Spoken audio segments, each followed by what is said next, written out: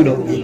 امام احمد بن حنبل رضی اللہ تعالیٰ ایک مسجد میں جاتے ہیں، سفر پر ہے، شدید سردی ہے، سخت سردی ہے، سردی کی راتوں میں ایک مسجد میں جاتے ہیں اور ارادہ کرتے ہیں کہ آج کی رات اسی مسجد میں گزاروں گا، سو جاؤں گا۔ تو ایک بابا آتا ہے، مسجد میں ہوتے ہیں نا کمیٹی والے، بڑے جلالی قسم کے ہوتے ہیں تو بابا نے آئے، اس نے کہا اٹھو بابا جی۔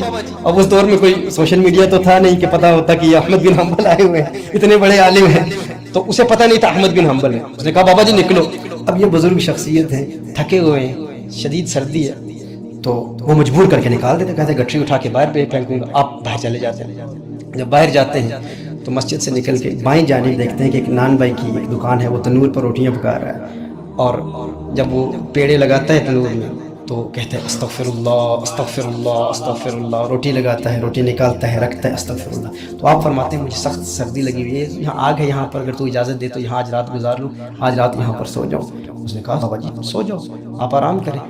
تو آپ دیکھتے رہیں، اسے بڑی محبت بڑی نگاہوں سے دیکھ رہے ہیں کہ بار بار وہ استغفار پڑھ رہا ہے، استغفر اللہ استغفر اللہ۔ اس نے کہا بڑے میاں کیا دیکھ رہے ہو، بار بار آپ مجھے دیکھ رہے ہیں؟ تو آپ نے فرمایا مجھے یہ تیری استغفار پڑھنے کی ادا بڑی پسند آئی، تو بار بار استغفار پڑھ رہا ہے، استغفر اللہ استغفر اللہ استغفر اللہ۔ اس نے کہا کہ بڑے میاں کیا بات کرتے ہیں، اسی کی تو بہاریں ہیں، اسی کی تو برکتیں ہیں۔ کہا کیا برکتیں؟ کہا جب سے استغفار پڑھنا شروع کیا ہے میں مستجاب الدعوات ہو چکا ہوں، جو دعا کرتا ہوں اللہ قبول فرماتا ہے، کوئی دعا رد نہیں ہوتی ہے۔ فرمایا یہ بہت بڑا دعویٰ ہے کہ تو مستجاب الدعوات ہو چکا ہے، تو اتنا بڑا دعویٰ کر رہے ہیں، یعنی یہ تو بہت ولایت کا دعویٰ ہے نا۔ کہا بس اسی استغفار کی برکتیں ہیں۔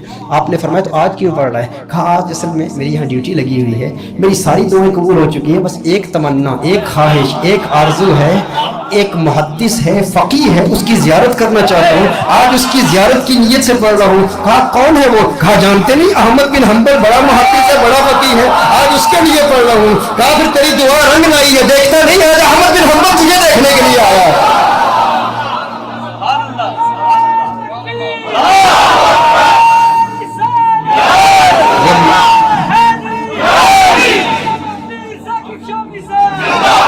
کسی بوڑھے شخص کو مسجد سے کون نکالتا ہے؟ وہ جو نکالنے والا تھا نا وہ خود نہیں نکال رہا تھا، یہ اس کی استغفار کی مقناطیسی کشش تھی، میگنیٹک فورس آف اٹریکشن تھی جو امام احمد بن حنبل کو سامنے لا رہی تھی، یہ کہ وہ دعا مستجاب الدعویٰ ہو چکا تھا۔ تیری دعا نہ اثر سے کبھی ملول ہوئی، ادھر زبان سے نکلی ادھر قبول ہو۔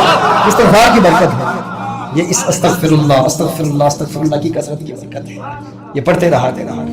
یہ پوائنٹ نمبر کیا تھا؟ پوائنٹ نمبر 4 تھا۔ اور پھر یہ ذکر اللہ ہے، اس پر پھر الا بذکر اللہ تطمئن القلوب، کہ ذکر اللہ قلوب کو اطمینان دیتا ہے۔ اور 5واں پوائنٹ یہ ہے، ہمارے علماء کہتے ہیں شمائل مصطفیٰ صلی اللہ علیہ وآلہ وسلم پڑھیں بھی اور پڑھائیں بھی۔ Talk about the physical description of Rasulullah sallallahu alaihi wasallam. Study the beauty of Rasulullah sallallahu alaihi wasallam. Study the narration of Ma'bad. Study the narrations of Sayyidatuna Halima. Study the beauty of Rasulullah sallallahu alaihi wasallam. And don't only study that yourself, teach your children. Talk about the beauty of Rasulullah sallallahu alaihi wasallam. Our ulama say that a lot of people, they are distressed, they're suffering from anxiety and depression. Why? Because no one loves them. They say that if you want to become the beloved of people, then talk about the beauty of the beloved of Allah. Talk about the beauty of the beloved of Allah. The more you talk about the beauty of the beloved of Allah, the more the creation of Allah will fall in love with you. اگر چاہتے ہیں کہ لوگ آپ سے محبت کریں تو حضور اکرم صلی اللہ علیہ وسلم کے حسن کے ترانے ادا کریں، دنیا آپ سے پیار کرے، ڈپریشن ختم ہو جائے گا۔